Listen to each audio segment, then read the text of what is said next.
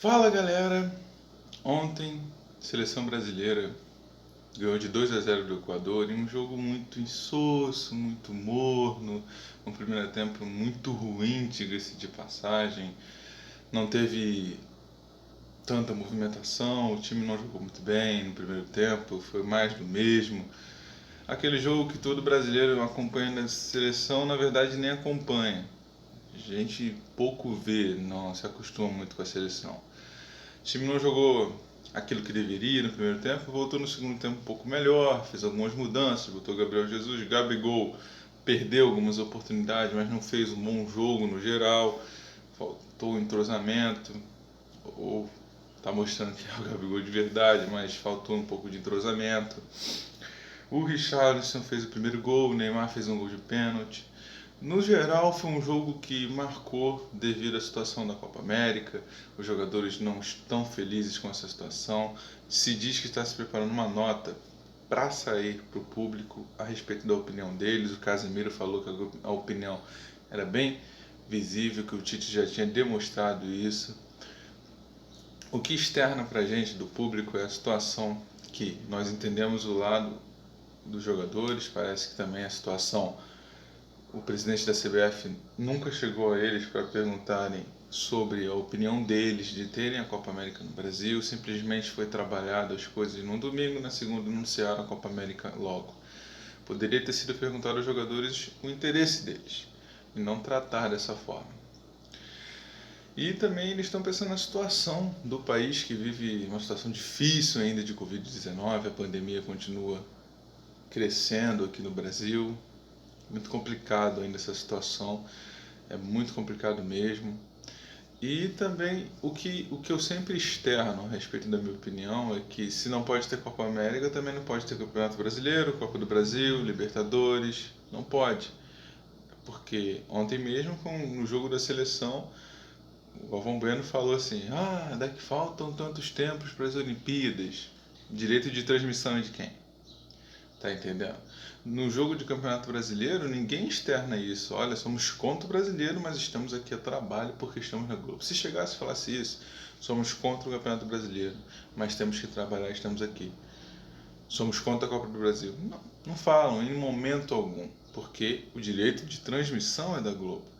É essa situação de hipocrisia que tem que ser dito, porque a Globo não está falando da Copa América pensando em você, não. Nada disso.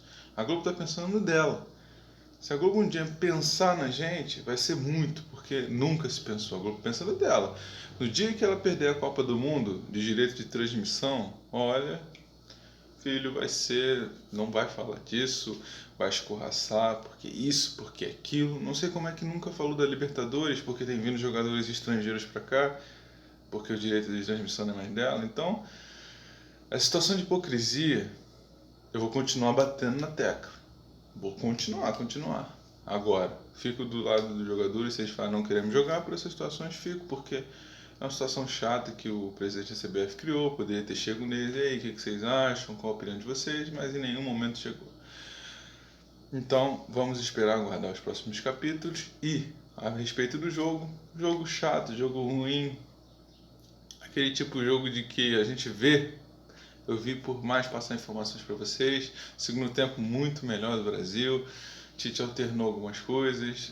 Sinceramente, desse jeito a Copa do Mundo não vem, a Hexa não vem. O Tite, para mim, já deveria ter saído há muito tempo. Renato Gaúcho, para mim, deveria ser o técnico da seleção para dar uma cara ofensiva para esse time. Um time que está jogando monótono desde a saída da Copa do Mundo de 2018.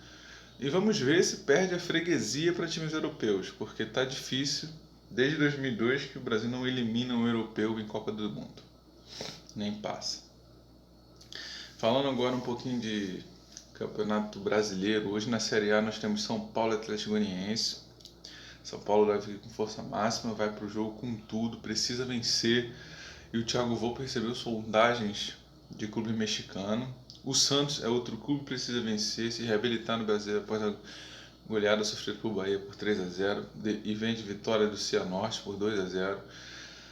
O Santos está tentando trazer contratações, quer trazer o Diniz, pediu o Camacho. Acho que a torcida do Corinthians vai adorar isso, porque o Camacho, pelo amor de Deus, olha, joga nada. Na minha opinião, não joga nada esse cara. Tá ali. O Corinthians vai dar graças a Deus quando ele foi. Igual eu dei graças a Deus quando o Matheus Vital e o Thales Magno foram embora. Horrorosos, jogadores horrorosos. Então, Camacho é interesse do Santos. O Santos também, que é o Marcos Guilherme do Internacional, está se mexendo para tentar trazer um time competitivo, porque o time está sofrendo muito, não tem um time bom que era do ano passado. O Marinho está voltando aos poucos e o Flamengo tem interesse no Marinho. Se liga nessa situação. São situações que estão se criando. Então, o Santos hoje precisa vencer mais do que nunca, como o São Paulo também para se afirmar. O Botafogo vai jogar pela Série B contra o Curitiba, trazendo 3 novidades aí para o time de contratações. O Chay, são jogadores que chegaram, que vão assumir a titularidade. O Botafogo precisa vencer. Curitiba não é um jogo fácil, é um time que ganhou na última rodada da Série B, tá certinho, quer o acesso, vai jogar em casa e precisa vencer. O Alvinegro precisa vencer, não tem essa de perder, porque esquece. Se o time quer vencer para ir para a Série A, tem que vencer hoje, começar a marcar seus 3 primeiros 3 pontos, senão não tem condições, vai virar um Cruzeiro. O Cruzeiro, se demora, também não sobe. Então o Botafogo começa amanhã, começa hoje, tentar esse novo ciclo na Série B de vitórias. A gente torce para que o Botafogo consiga vencer, acerte o time. A defesa está muito desorganizada, o meio campo é muito desorganizado. Então, e o ataque, não preciso nem falar, sofre muito essas condições. De janela da Europa, o que nós trouxemos trazer de novidade é que o jogador do Internacional, Iago Fernandes, que percebendo propostas do Barcelona e do Arsenal, estão de olho nele, de olho mesmo. E o Inter quer vender, o Inter deve ter recebido uma proposta de 13 milhões de euros, mas o Inter quer 15 milhões de euros. Está tentando finalizar, o Inter comprou esse atacante na temporada passada, vem recebendo muitas sondagens, muito interessante dessa parte. O Ancelotti já chegou no Real Madrid pedindo, e ele quer o rapaz que fez o gol ontem contra o Equador, o Richarlison, que o Barcelona já tentou contratar uma vez por 80 milhões, não, o Everton disse não, e agora o Real Madrid, a pedido de Ancelotti, vai com tudo para cima do jogador Richarlison. Seria uma ótima contratação, iria cair bem no time merengue.